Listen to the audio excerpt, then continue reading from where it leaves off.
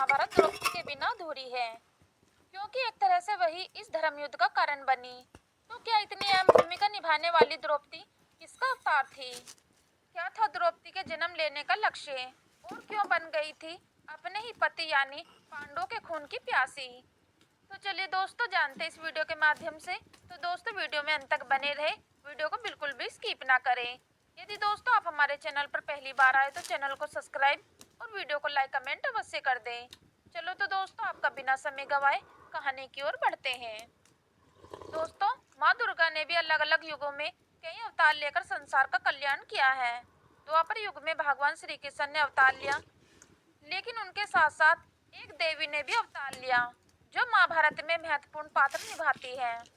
वह कोई और नहीं बल्कि द्रौपदी है और असल में वह देवी काली का ही अंश अवतार है। द्रौपदी को 64 योनियों में से एक खप्पर योनि भी कहा जाता है, जो खून की प्यासी होती है। दोस्तों मान्यता है कि उसका जन्म उन राजाओं को नष्ट करने के लिए हुआ था जो पृथ्वी पर अधर्म को बढ़ावा दे रहे थे।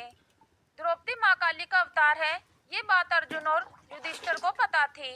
दोस्तों एक कथा के अनुसार द्रौपदी के 5 पति होने के कारण सभी पांडवों ने तय किया था कि उनमें से एक जब भी द्रौपदी के साथ समय बिताने जाएगा तो वह अपनी खड़ाऊ कक्ष के बाहर उतार देगा, ताकि अन्य पांडवों को ये ज्ञात हो सके कि कोई पहले से ही अंदर मौजूद है। एक बार भीम कक्ष के बाहर खड़ाऊ न देखकर अंदर चले गए, लेकिन उन्होंने देखा कि अंदर अर्जुन द्रौपदी के पैर दबा रहा था।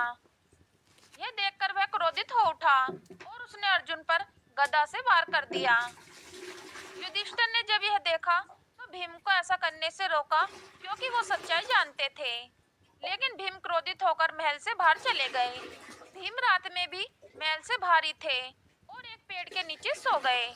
रात के 12 बजे उनकी नींद खुली तो देखा वहाँ एक सभा लगने लगी थी, जिसमें भगवान शिव, ब्रह्मा जी और इंद्रदेव समेत कई देवता शामिल होते हैं और इस सभा को संबोधित कर रहे होते हैं भगवान श्री कृष्ण।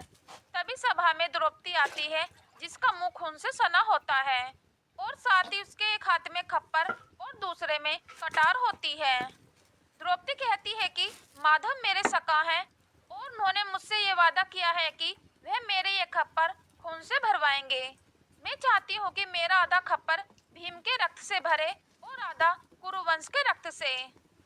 दोस्तों भीम द्रौपदी का यह विकराल रूप देखकर डर जाता है और उसे यह भी आभास हो जाता है कि द्रौपदी माँ काली का रूप है। सभा खत्म होने के बाद भीम अपने प्राणों की रक्षा के लिए श्री कृष्ण के पास जाता है और इसका भगवान श्री कृष्ण से समाधान मांगता है।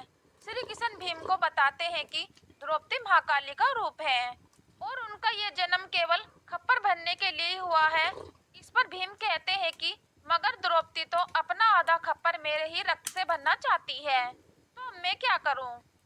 दोस्तों श्री कृष्ण भीम को इसका समाधान बताते हुए कहते हैं कि तुम चुपचाप अपने कक्ष में जाओ और भोजन मत करना, चाहे जो हो जाए।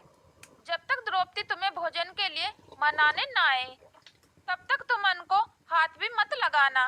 भीम बिल्कुल वैसा ही करते हैं। जब काफी देर तक भीम नहीं उठते तो द्रौपदी भीम को भोजन करने के लिए कहती हैं, जिस पर भीम द्रौपदी से कहते हैं कि वह केवल एक ही शर्त पर भोजन करेंगे, यदि द्रौपदी उनका मनचाहा वरदान उनको दे दे।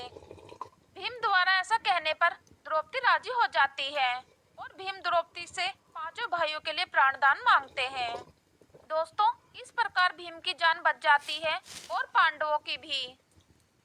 दोस्तों आशा करती हूँ कि आप सभी को इस वीडियो के माध्यम से पता चल गया होगा कि आखिर द्रौपदी किसका अवतार थी और क्यों पांडवों के खून की प्यासी थी। तो दोस्तों नीचे दिए गए कमेंट बॉक्स में अपनी राय अवश्य बताएं।